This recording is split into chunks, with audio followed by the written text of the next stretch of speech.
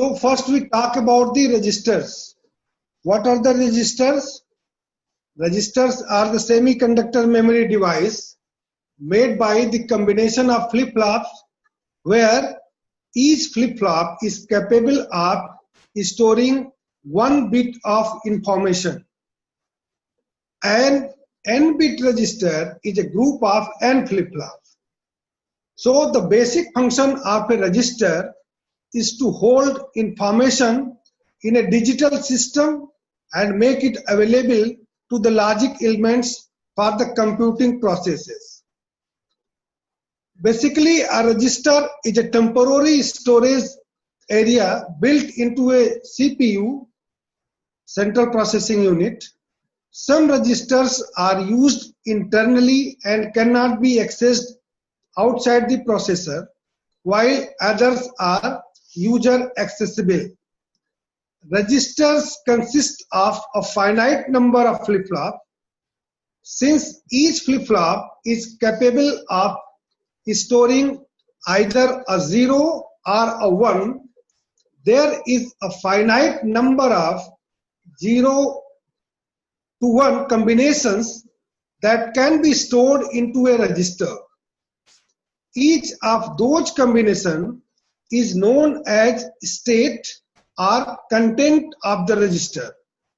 With flip-flops, we can store data bitwise, but usually data does not appear as a single bit.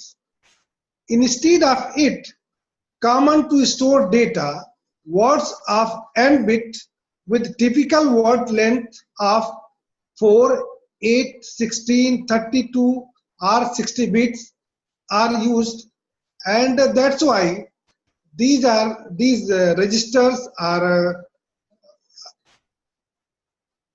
also sometimes called binary registers because it works on the binary system.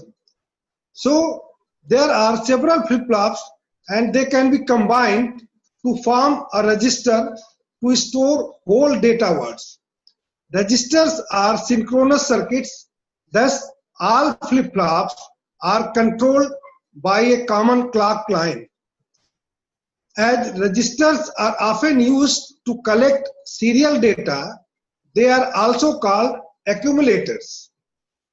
There are various types of registers which can be used in electronics or in digital electronics, and the major one is shift register.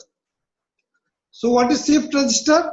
A shift register is another type of sequential logic circuit that can be used for the storage or the transfer of binary data. So the shift registers not only store data, but that they can transfer data also. It simply means there may be shifting of data, that may be up, down, right, left, whatever it is.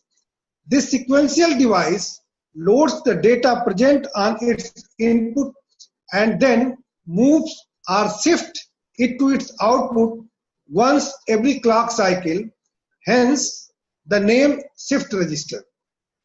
Information often comes bitwise, that is, one bit at every clock pulse. Shift register has one serial input. Every clock pulse, one bit is loaded from serial into the first flip-flop of the register, while all the actual flip-flop contents are shifted to the next flip-flop, dropping the last bit. Shift registers may feature a serial output so that the last bit that gets shifted out of the register can be processed further. It is thus possible to build up a chain of shift registers by connecting each serial out to another shift register serial in, effectively creating a single bit shift register. So a shift register basically consists of several single bit D-type data latches. Here we can see how a shift register can be made.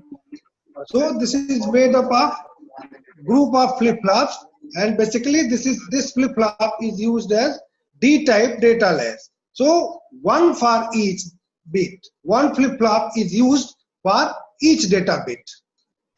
Either a logic 0 or a 1 connected together in a serial type daisy chain arrangement so that the output from one data latch becomes the input of the next latch, and so on, so forth. Data bits may be fed in or out of a shift register serially, that is, one after the other from either the left or the right direction, or all together at the same time in a parallel configuration. So shift registers are used for data storage or for movement of data, and are therefore commonly used inside calculators or computers to store data such as two binary numbers before they are added together, or to convert the data from either a serial to parallel or parallel to serial format. So this figure may explain the activity of shift registers. Here we can see that when serial data input is done, it can be done by bitwise, one bit in each flip-flop, and we get serial data output. While if there is parallel data in, and we get parallel data output. So the effect of data movement from left to right through a shift register can be presented graphically. The directional movement of data through a shift register can be either to left, left shifting, or to right, right shifting, left in but right out, rotation, or both left and right shifting within the same register, thereby making it bidirectional. So in this lecture, it is assumed that all the data shift to right, that is right shifting. What we have adopted, that is the figure are made from left to right, that is right shifting. So by shift register, we can shift or transfer the data content left or right or up or down or left, right, whatever it is the condition. So shift register ICs are generally provided with a clear reset connection so that they can be set or reset as required. In general, shift registers operate in one of four modes as serial in to serial out, that is, the data is shifted serially in and out of the register one bit at a time in either a left or right direction under clock control. Another shift register is serial in parallel out, SIPO. So in this type of register, the register is loaded with serial data one bit at a time, with the stored data being available at the output in parallel form. Next type of shift register is parallel in to serial out, that is PISO. The parallel data in this type of shift register, the parallel data is loaded into the register simultaneously and is shifted out of the register serially one bit at a time under clock control. And the fourth type of the shift register is parallel in to parallel out, that is PIPO. The parallel data is loaded simultaneously into the register and transferred together to their respective outputs by the same clock pulse. So we come to the serial in to parallel out, that is SIPO shift register first, because this will give the better understanding of the data transferring. Here we have assumed that 4-bit data transfer. So assume that 4-bit flip-flops, that is FFA, FFB, FF3, FFD, have just been reset or clear input.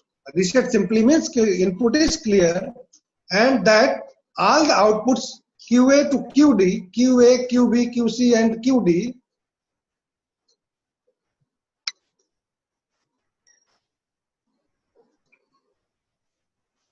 are at logic level 0, that is no parallel data output. So what is happening here? At the start we have reset or clear the input, so everything is 0, 0, 0, 0. So if a logic 1 is connected to data input pin of FFA in this flip-flop, now we are inducing a logic 1, then on the first clock pulse the output of FFA and therefore the resulting QA will be set high to logic 1. With all the other output, it's still remaining low, that is at logic 0. Now assume that the data input pin of the flip-flop FFA has returned low again to logic 0, giving us one data pulse or 0, 1, 0.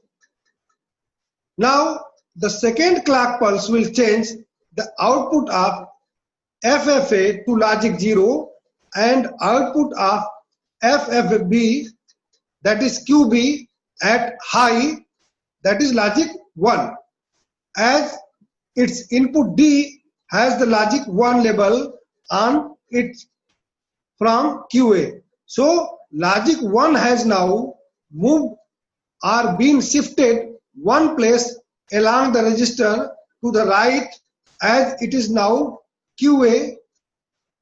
When the third clock pulse arrived, this logic 1 value moves to output of flip-flop C, that is FFC, and the output value of QC, and so on until the arrival of the fifth clock pulse, which sets all the outputs QA to QD back again to logic level 0. Because the input of FFA, that is flip-flop A, has remained constant at logic level 0. This will be clear from here by this clock diagram. The effect of each clock pulse is shown in this table first, and then we will discuss about this clock diagram. So what here we see that this is shown that the following table until the complete data value of 0, 0, 0, 1. That is what is happening. This is 0, 0, 0. Then next stage is 1, 0, 0, 0. Next stage is 0, 1, 0, 0. Then next stage is 0, 0, 1, 0. Then 0, 0, 0, 1. Then again this 0, 0, 0. So what we are seeing here, that there is a transfer of 1-bit data from one flip-flop to another flip-flop. Then the data has been converted from a serial data input signal to a parallel data output. We are giving here a serial input and getting a parallel output. The truth table and waveform show the propagation of the logic 1 through the register from left to right as follows. So this clock diagram will tell the activity or the transfer, how this transfer takes place. So after the fourth clock pulse has ended, the 4 bits of data 001 are stored in the register and will remain there provided clocking of the